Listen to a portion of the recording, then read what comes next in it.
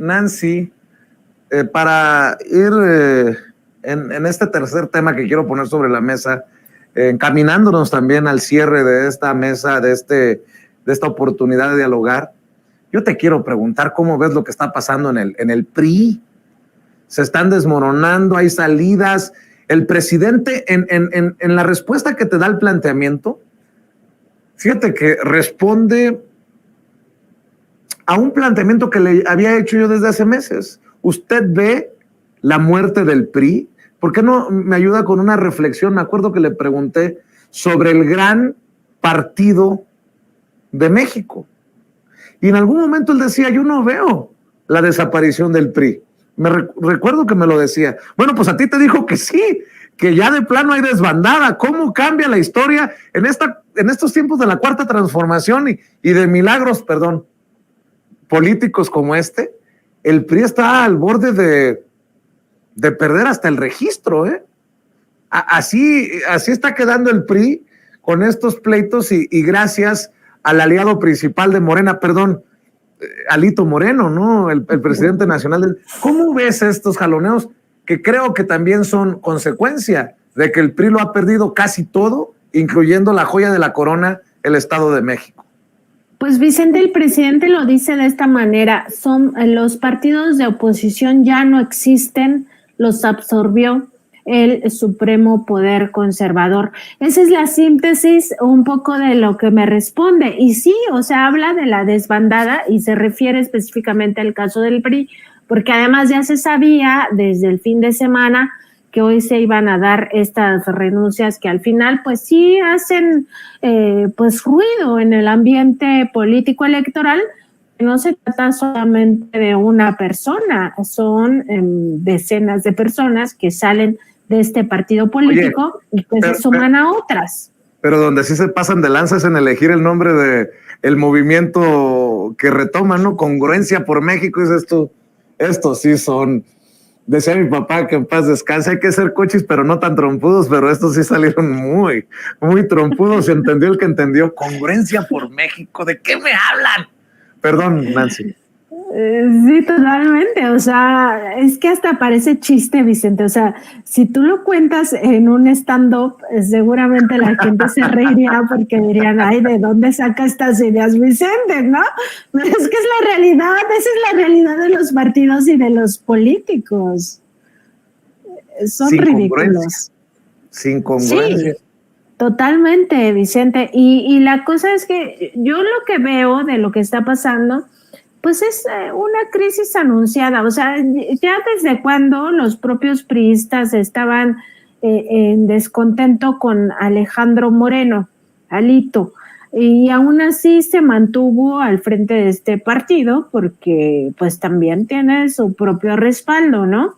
Tú recordarás, yo creo que un momento donde fue más evidente la crisis del PRI fue cuando la gobernadora Laida Sansores empezó a lanzar pues las bombas, ¿no? Estos audios que, claro, por supuesto que se obtuvieron de forma ilegal. Las conversaciones privadas son eso, son privadas y están garantizadas por la Constitución. Ya existen y ella las hizo públicas y todos y todas las escuchamos y era un escándalo total. Cada cosa que Alito Moreno habla en privado pues lo revela de cuerpo entero, Vicente, y ahí yo creo que ese es el momento en donde empieza la peor debacle, pero por supuesto que el PRI ya venía en decadencia desde hace ya varias décadas. O sea, yo creo que su decadencia empieza ya más clara en el sexenio de Ernesto Zedillo, pero bueno, desde antes ya venía un desgaste con el propio Carlos Salinas por la forma en cómo llega Salinas de Gortari mediante un fraude, ya venía el hartazgo social muy fuerte. Y si a esto le añades que empieza también un proceso de politización del pueblo de México, de las personas más humildes, esto también impacta en estos partidos políticos acostumbrados a la corrupción. El corporativismo que creó este PRI desde antes de que fuera PRI, es parte de la corrupción, porque la forma en cómo tú te generas agremiados es comprándoles el alma, ¿no? Como si fueras el diablo realmente.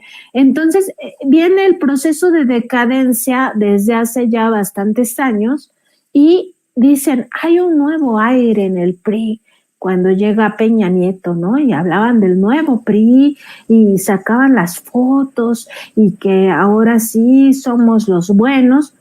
Y de esas fotos, Vicente, no sé si te acuerdas, pero muchos de esos que aparecían al lado de Peña Nieto o están en la cárcel o están prófugos, porque de nuevo PRI no había nada y lo que seguía existiendo era una corrupción brutal. Entonces, pues si a todo esto le sumas la lupa social, que ya está cansada de esta corrupción, que por primera vez en el discurso también del propio gobierno existe una censura a la corrupción y hay ejemplos de cómo se combate, quizá no de forma muy eficaz o no muy exitosa, porque la corrupción está tan en las entrañas del sistema que pues claro es difícil y además en 4 o 5 años es muy, pero muy difícil limpiarla, ¿no? Pero hay ejemplos emblemáticos de cómo sí se intenta pues luchar contra esta impunidad y toda esta corrupción. Entonces, pues la gente ya no le da un respaldo pues como antes, ¿no?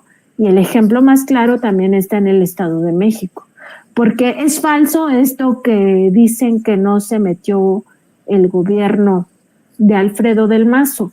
Por supuesto que se metió, quizá no se metió con el grado que todos esperaban de corrupción y fraude electoral, pero la mano del gobierno estatal sí estuvo. Lo que pasa es que también la gente ya no se dejó comprar la conciencia. ¿Por qué? Porque hay un proceso de politización.